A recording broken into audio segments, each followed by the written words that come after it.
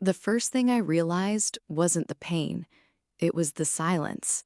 Not a peaceful, quiet morning kind of silence, but a heavy, pressurized emptiness that felt like the seconds before a skyscraper collapses.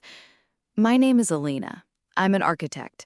I've spent my life designing structures meant to withstand earthquakes, gale force winds, and the relentless passage of time. But as I opened my eyes in that sterile ICU room, I realized the most important structure in my life, my marriage, hadn't just collapsed, it had never been built on solid ground.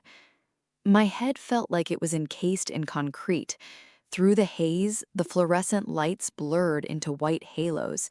I tried to lift my hand, but it was heavy, tethered to an IV line. Then the door clicked open. Julian walked in. He looked perfect, as always. Julian is a high-end real estate broker, a man who wears his ambition like a tailored Italian suit. But as he stepped toward my bed, his face wasn't etched with the worry of a husband who had nearly lost his wife in a horrific car accident. It was etched with the impatient annoyance of a man waiting for a delayed flight. "Elena," he said, his voice smooth, practiced. "You're finally awake. That's convenient." I tried to speak, but my throat was parched, raw from the intubation tube they'd finally removed. I managed a weak, rasping sound. He didn't come closer. He didn't reach for my hand. He stood at the edge of the bed, gripping a sleek, leather-bound folder. "Look," he continued, bypassing any mention of my survival or the doctor's prognosis. "I know this is a difficult time. You're exhausted, but we need to be efficient. The market is moving, and I have a property closing next week that requires specific financial clearance." I had barely survived the crash, yet the first thing he wanted wasn't to know if I'd recover. He wanted my signature. He pulled a document from the folder. A pen clicked in his hand, a sharp metallic sound that cut through the hospital air like a scalpel. "It's just a standard settlement agreement," Julian said, his eyes darting to the door and back to me, as if he were afraid someone would walk in and catch him in the act. "It splits our assets. I take the primary estate and the investment portfolio. You keep your personal design studio and your personal savings. It's fair, really. Given your condition, the lawyers suggested this would save us months of messy public proceedings. If you sign now while you're still under observation, it's just a formality." I stared at him, my mind reeling. Was this real? I had been in a wreckage. My body was broken, held together by stitches and hope, and my husband, the man who had sworn to love me in sickness and in health, was standing over my hospital bed, trying to strip away the foundation of my life before the anesthesia had even fully worn off. The cruelty wasn't in the demand itself. It was in the casual way he stripped away the intimacy of our union, reducing 7 years of partnership into a line item on a balance sheet. He was a broker, and in his eyes, I had simply become a bad investment. "Elena, come on," he urged, his voice dropping to a conspiratorial whisper. "Don't be difficult. Sign it, and we can both move forward." I looked at the pen he was holding. I looked at the man who had supposedly promised to build a future with me. I understood load-bearing points. I understood that if you try to hold up a ceiling that is already rotted through, you don't save the building. You just go down with it when it falls. I didn't reach for the pen. I took a slow, deep breath, feeling the sharp pull in my ribs.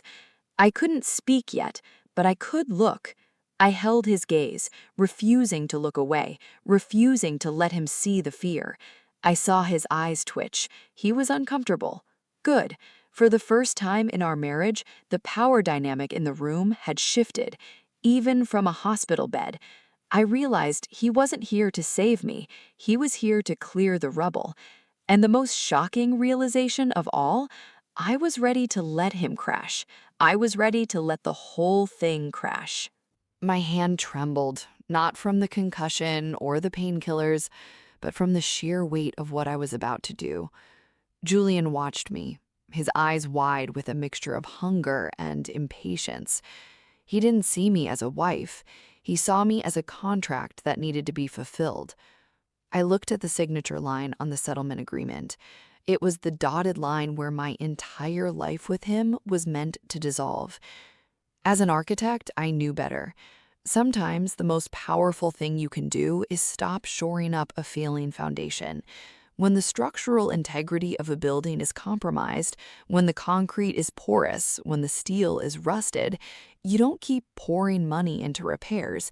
You let it come down. You step back and watch the collapse, because that is the only way to clear the ground for something that will actually last. I pressed the pen to the paper and signed my name, Elena. It felt like a final drafting note on a blueprint I was discarding forever. Julian exhaled, a sound of pure, unadulterated relief. Julian believed he'd won before the ink was dry. Good, he muttered, not even looking at me as he tucked the folder into his bag. You're doing the right thing, Elena. Seriously, this is better for both of us. He didn't mean both of us. He meant himself. He was already planning his next social media post, his next real estate pitch, his next life. He walked toward the door, then paused, turning back with a hollow, rehearsed smile. Get some rest. I'll send someone to collect your things from the house. The house. That word hit me harder than the impact of the car. It wasn't just a house to me. I had designed every inch of that home. I had chosen the low VOC paints, the custom load-bearing beams that gave it that airy, open concept feel, and the hidden structural reinforcements that made it safer than anything else in the district. I had poured my heart into its bones. But as Julian walked out, I didn't feel a sense of loss. I felt a sudden, sharp clarity. He thought he was winning. He thought he was taking the crown jewel of my career and my life. But Julian never understood the blueprints. He never understood that the real value of that house wasn't the marble countertops or the curb appeal he bragged about to his investors. The value was in the infrastructure, the specialized proprietary energy efficiency systems I had integrated into the design, the ones that were legally tied to my personal consulting license, not the property deed.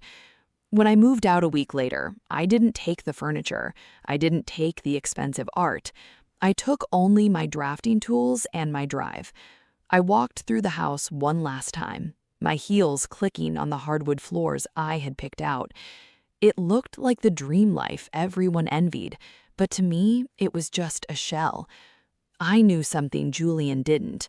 The property was mortgaged to the hilt. He had leveraged the house to buy into a massive commercial project, betting everything on the assumption that my passive income as an architect would keep his credit rating afloat.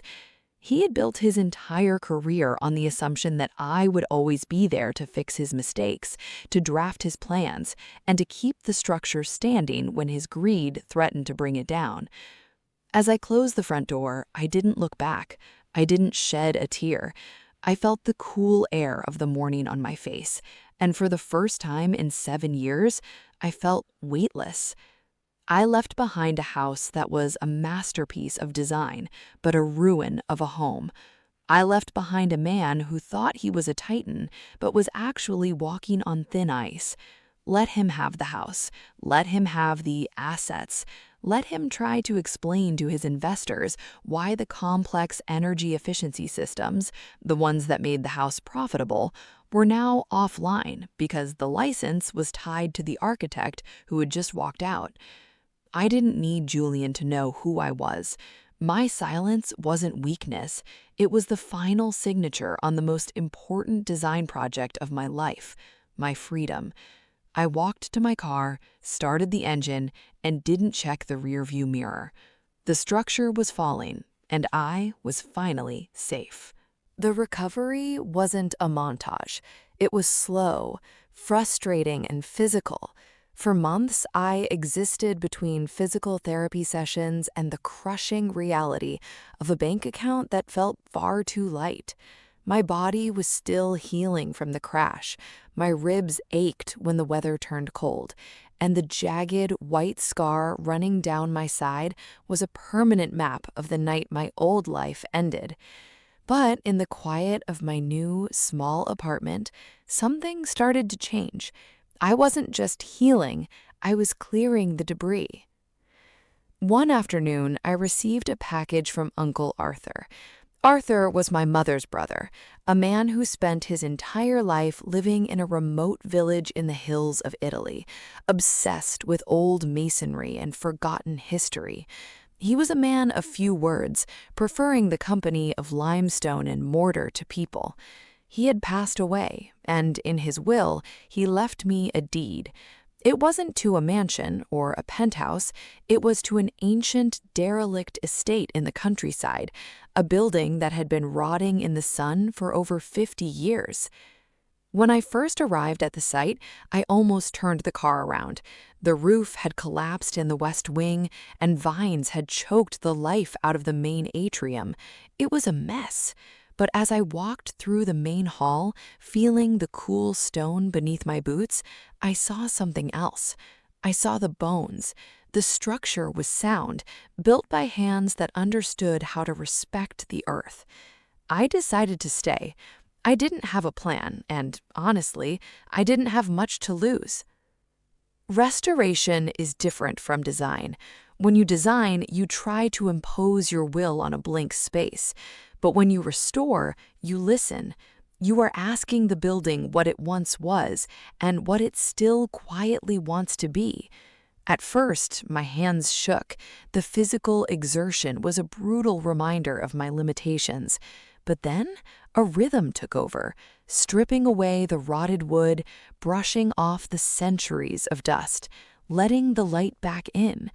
There is a deep, soul-level peace that comes from fixing what others have discarded. As I patched the cracks in the walls, I realized I was doing the same thing to my own spirit. I was finding the parts of myself I had let Julian bury under his expectations, my patience, my stubbornness, my ability to find beauty in the overlooked, and I was bracing them back into place. I met Matteo, a local artisan who had worked with Uncle Arthur for years. Matteo was a man in his 60s with hands as rough as sandpaper and a laugh that felt like a warm hearth. He didn't care about my past or my reputation as a high-end architect. To him, I was just the girl who was crazy enough to believe that a pile of ruins could be a home again. He taught me how to mix lime mortar the old way, how to read the way the light hits a stone, and how to respect the time it takes to build something that lasts. "You are working too hard, Elena," he told me one evening as we sat on the porch, the smell of damp earth filling the air. "You try to rush the stone. The stone will not be rushed. It needs to breathe, just like you." He was right. I had spent years in my marriage trying to rush the outcome, trying to force a connection, trying to build a future on a foundation that wasn't there. But here, the pace of the work dictated the pace of my life. When I looked at my reflection in the dusty windows of the estate, I didn't see the broken woman from the hospital bed. I saw someone whose skin had been toughened by the sun and whose eyes were clear for the first time in a decade. Every brick I set was a step towards a version of myself I had almost forgotten. I wasn't just restoring a project for my uncle, I was reclaiming my own architecture. I was proving that even after the most devastating collapse, there is always a way to build again, provided you're willing to clear away the rot first. And for the first time, I felt truly, deeply at peace. The house was coming back to life, and so was I. Back in the city, the life I left behind was moving at breakneck speed. Julian had wasted no time.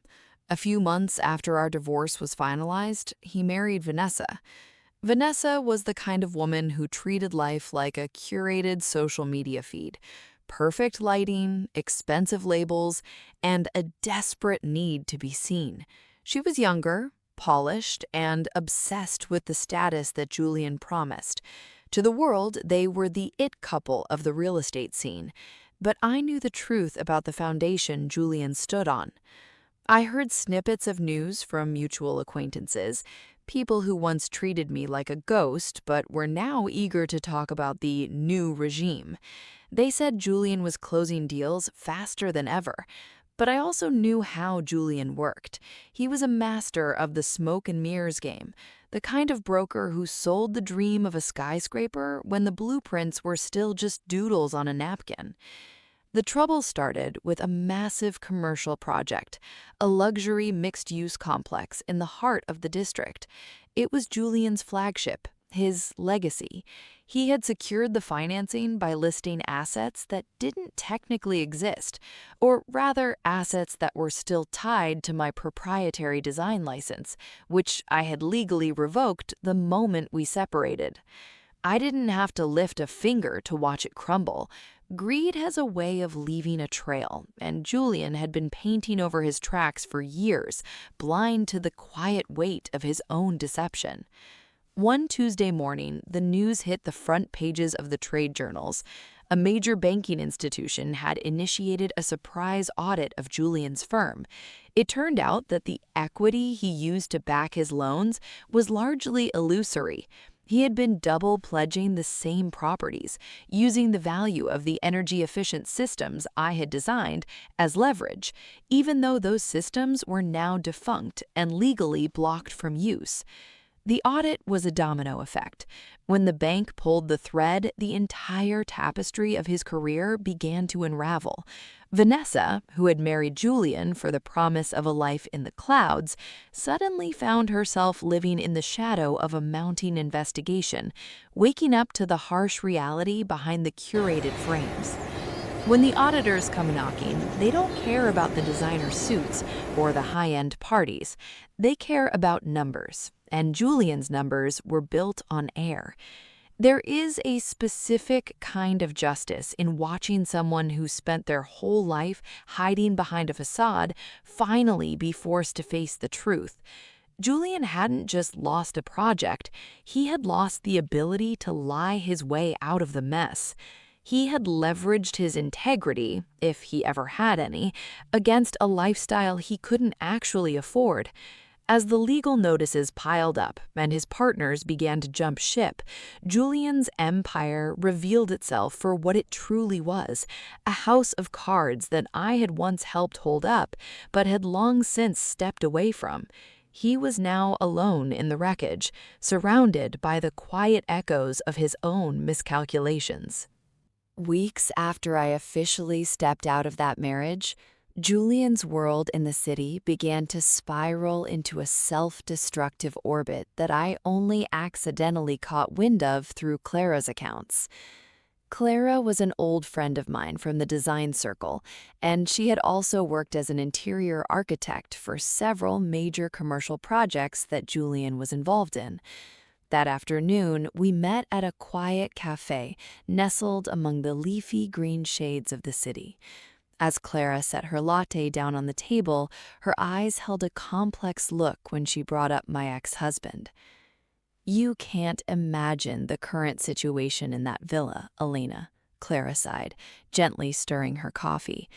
"Julian is genuinely losing his mind. Those extravagant parties have completely vanished, replaced by an atmosphere thick enough to choke on. Vanessa started flipping faster than a pancake. She keeps throwing tantrums, smashing expensive decor when her golden credit cards get declined. And word is she's started hawking designer jewelry just to save face." I listened in silence, feeling a strange sense of detachment when hearing about the man I once shared a bed with. Clara took a sip of her water, continuing the story she had witnessed firsthand through mutual connections in the real estate industry. State audits and major banks are scrutinizing every single detail of his company.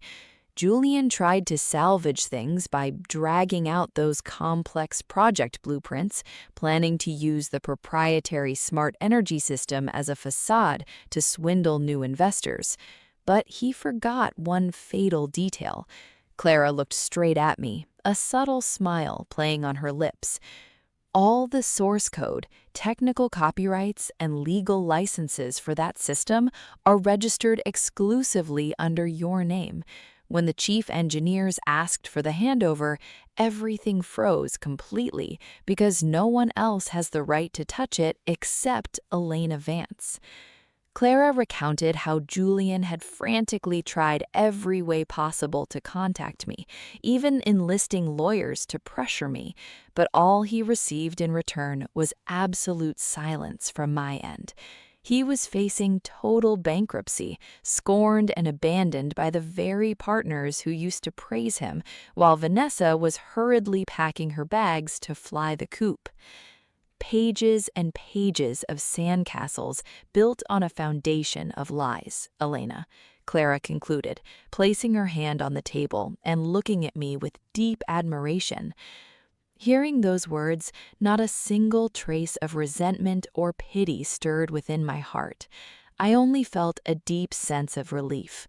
My meeting with Clara felt like a documentary, confirming that my decision to let go back then was entirely correct. The greedy always end up paying the price with isolation, while I had stepped into a completely different chapter of my life. The collapse of Julian's career was not a quiet affair. It was loud, public, and utterly messy. As the investigations deepened, the financial truth about his assets started to surface. Among the documents the auditors uncovered were the records of my inheritance, a quiet, enduring legacy from my late grandfather, an industrialist who had always believed in understated strength rather than loud displays of wealth. I had never felt the need to mention it to Julian, preferring to build my own success from the ground up, brick by hard-earned brick. Julian, however, was obsessed purely with looking wealthy, mistaking the illusion of success for actual security. He finally put the pieces together when he tried to access the trust he had blindly assumed was part of our shared portfolio. When he learned that the funds were strictly protected under my name and were never part of our marital assets, the shock on his face was absolute. He had spent years treating me like a sidekick, a minor fixture in his grand ambitions. All that time, he had been sitting beside a fortune he never cared to understand because he was too busy chasing the next rung of the ladder. He had traded a partner who could have grounded his life for a temporary status symbol, completely blind to the true value of the woman standing right beside him. Then there was Vanessa. Vanessa, who had always been the picture of polished grace and curated luxury at every high-end opening and charity gala, suddenly found herself trapped in a reality she never signed up for. The transformation in her demeanor when the money started to dry up was swift and absolute, like watching a switch flip in an empty room. I remember hearing about the night it all finally hit a breaking point. It was at a high-end social event, a gathering of the very circle Julian had spent his entire life trying to impress. Julian was there, desperately trying to maintain the facade of an unbothered, successful businessman, even as the walls of his firm were closing in. Vanessa wasn't hiding her disdain anymore.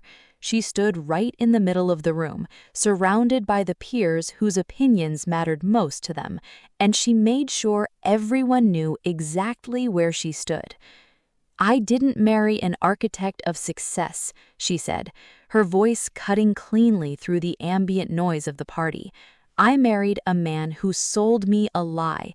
He doesn't have the backing he promised. He doesn't have the assets. He's just a man playing house with someone else's reputation." The silence that followed was heavy and biting, the cold rejection of a social circle built entirely on convenience. She walked out that night, stripping him of his remaining dignity in front of the only people whose applause he cared about. I stood in my own kitchen, miles away from that glittering ballroom, thinking deeply about what it truly means to be known. Julian had spent 7 years sharing a roof with me, yet he never knew my mind, never understood my work, and never valued anything beyond what could be put on display. I pitied the life he had built. To measure every human connection by its utility, its bank balance, or its social leverage is a profoundly lonely way to exist. He had walked away from someone who loved him for his character, trading it for people who only loved his reflection. When that reflection faded, they vanished too. I put down my glass and looked out at the quiet garden I was slowly restoring. My life had become quiet, steady, and real. His was finally collapsing under the weight of his own choices. And for the first time, I realized I wasn't waiting for him to fail. I was simply moving forward into a space where that kind of collapse could never touch me again. I agreed to meet Julian at a small, quiet cafe on the edge of the city. It wasn't the kind of place he used to frequent. No marble floors or high-end espresso bars. It was simple, unremarkable, and neutral. Exactly what I needed. When I arrived, he was already there, tucked into a corner booth. I barely recognized him. The man who used to command every room he entered with his perfectly pressed suits and that arrogant, winning smile was gone. In his place sat someone who looked as though he had aged 10 years in just a few months. His clothes were wrinkled, his shoulders hunched, and his eyes, the eyes that had once looked through me as if I were a piece of furniture, were darting around the room, restless and tired. He stood up when I approached, a nervous habit I had never seen before. "Elena," he whispered, his voice cracking, "thank you for coming." I sat down, feeling a strange, hollow sense of calm. I didn't feel the urge to lash out. I didn't feel the need to remind him of how much he had hurt me, or how he had discarded our years together like a failed prototype. The anger that had burned so brightly in those first few months in the hospital had simply faded. It hadn't been replaced by forgiveness, exactly. It was more like clarity. I had finally stopped looking at him as my husband or even as my adversary. He was just a man who had made a series of devastating mistakes and now was paying them in the only currency he had left, his own misery. "I've been doing a lot of thinking," he started, his hands trembling as he reached for a napkin. He began to talk, not about the money or the investigations or the scandal, but about us. He told me about the empty feeling in his apartment, about the way he realized too late that he had been so focused on building a life for other people to see that he had completely forgotten to actually live one. He talked about how he had missed the way I used to work late into the night, the way I always made sure there was coffee ready for him in the morning, and how he had taken it all for granted, thinking it was just a service he was entitled to. I was a fool, Elena, and for the first time, I believed him. I thought I was building an empire, but I was just building a cage. I had everything I wanted, and yet I was starving. And when I lost you, that's when I realized the foundation of everything I had was built on you. Without you, it just crumbled. He looked at me, waiting for me to say something, maybe to scream at him, maybe to tell him I was sorry, or maybe to offer him a lifeline. But I didn't give him any of that. I simply reached into my bag and pulled out the settlement agreement, the same document I had signed in that hospital bed, the one that had marked the official end of our union. I placed it on the table between us, pushing it gently toward him. It was worn now, the edges slightly frayed, a physical representation of the distance I had traveled since that day. "You don't need to apologize to me, Julian," I said, my voice steady, "and you don't need to try to fix what's already been dismantled. You chose the direction of our life, and I chose to step away. This, I nodded toward the paper, isn't just a legal document. It's the final design note on our history. I'm not here to carry your regret. I'm here to close the door." He looked at the paper, then back at me, tears welling up in his eyes. He realized then that there was no going back. The woman he had married, the one who would have picked up the pieces of his life time and time again, was gone. In her place was a person he no longer had any claim to. "I just wanted you to know," he whispered. "I know who you are now. I know what I lost." "I know who I am, too," I replied, standing up to leave. I didn't wait for his answer. I walked out of that cafe and into the cool afternoon air. The street was bustling, filled with people heading to work, to home, to their own lives. I felt light. I had brought the final piece of my past to that meeting, and I was leaving it there. The closure didn't come from his apology. It came from the realization that I didn't need anything from him at all. I was free, and for the first time, the future ahead of me was mine to draft completely on my own terms. A few months after my meeting with Julian, I found myself standing in the wings of a grand hall in the heart of the city. The air was thick with the scent of expensive perfume and the low hum of conversation. Tonight was the annual gala for the National Architectural Association, an event where the elite usually vied for attention with showy displays of wealth. I checked my reflection in a small hand mirror.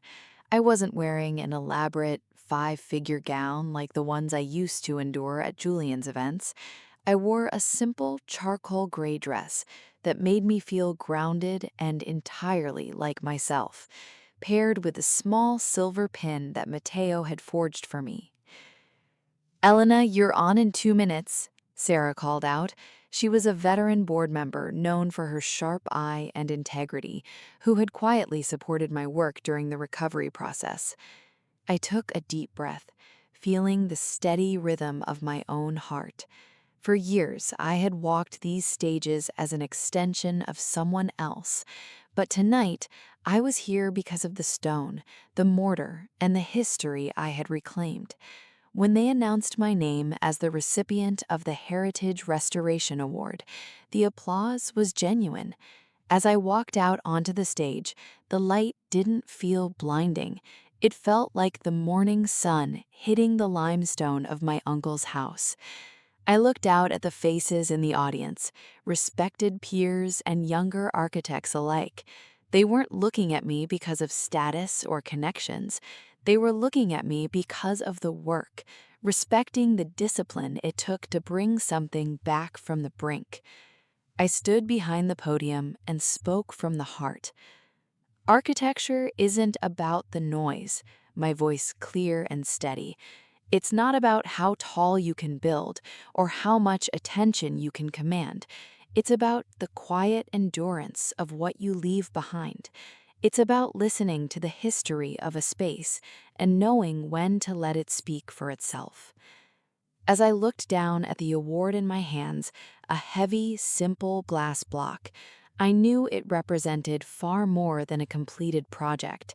It was a recognition of my own restoration. Every mistake and moment I felt broken had led me to this point where I no longer needed validation from anyone else. The gala continued, but the evening felt different. I spent the rest of the night talking with colleagues about materials, design, and the weight of history, free from any pressure to perform. When I finally walked out to my car, the city lights reflected against the wet pavement. The glory of the night hadn't come from the applause or the trophy, but from the quiet knowledge that I was whole. I had built a life that didn't require an audience to make it real. And for the first time, I was my own foundation. I was home. Weeks after the dazzling awards night in the city, I returned to my familiar rhythm of life in the Italian countryside. Gone were the roaring crowds, the blinding flashbulbs, and the heavy atmosphere smelling of expensive perfume. Here, I was embraced by the silence of the valley, the rustle of the wind through the olive groves, and the scent of damp earth after an afternoon rain. Uncle Arthur's old estate had completely transformed. No longer a derelict ruin, it stood as a sturdy, breathable, and deeply personal space of my own making. The lingering echo of the prestigious trophy quickly gave way to simple joys, waking up each morning to brew a cup of hot coffee and leisurely stepping out onto the small garden I tended with my own hands. This shift extended far beyond my living space and seeped straight into the career path I was pursuing. The fame from the award brought a wave of enticing invitations from major corporations. Just last week, an urban real estate investment firm submitted a lucrative proposal for a massive skyscraper commercial complex. They wanted me to lend my name to endorse their grandiose design, a project fueled by the same inflated value gimmicks that Julian used to mortgage his entire existence. I declined without a moment's hesitation. I was no longer the woman willing to sacrifice her youth to salvage hollow blueprints or build castles in the air. Now I vetted every project with strict criteria.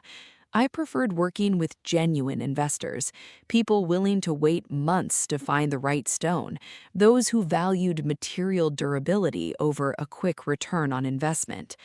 Alongside Mateo, I spent hours in the woodworking shop, personally inspecting every wood grain and handcrafted terracotta brick. That meticulous care stood as the ultimate affirmation.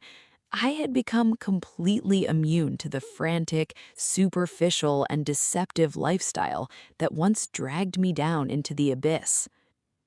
As night fell, draping the valley in deep indigo and a star-studded sky, I often sat alone on the front porch, resting my hand gently on my left side, where the old scar from the crash once throbbed bitterly with every change of weather. I noticed how much it had faded, nearly blending into my skin. Changes in the weather no longer stung, just as the memories of that nightmarish marriage had no power to ripple my inner peace. Gazing at the warm glow spilling from the windows of the home I had restored with my own hands, I suddenly understood a profound truth. The sweetest revenge in this world was not watching the person you betrayed you spiral into a dead end, because he had already brought about his own destruction through his own greed. The ultimate revenge in reality was completely forgetting his existence for the vast majority of your daily life. He no longer deserved to occupy a single corner of my thoughts or stir an ounce of emotion in my new life. The gaping wounds of the past had truly healed over, leaving behind a soul as sturdy as stone blocks bound together by the firmest mortar. I smiled into the quiet dark, feeling lighthearted and utterly free. The gala was winding down, and the grand hall felt less like a pressure cooker and more like a space simply waiting to be cleared. As I made my way toward the exit, I saw him near the heavy glass doors. Julian. He was standing alone, looking at the display of projects on the wall.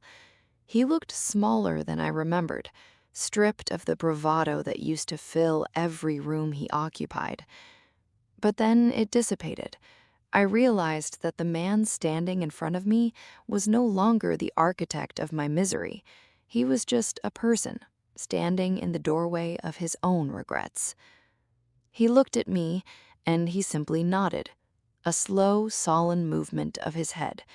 It was an acknowledgement, not of love, not of partnership, but of the simple, undeniable reality that our paths had diverged. We looked at each other not as husband and wife, not as victim and antagonist, but as two strangers who had once shared a very long, very complicated dream. I offered a small, polite nod in return and kept walking. I didn't stop. I didn't look back to see if he was watching. I stepped out into the crisp night air, the cool breeze brushing against my skin, and felt a profound sense of lightness. I reached my car and started the engine. As I drove away from the city center, the skyline began to fade into the distance. I wasn't driving toward the house I had designed for someone else's status. I was driving home. The house I live in now isn't a massive estate or a showpiece for investors.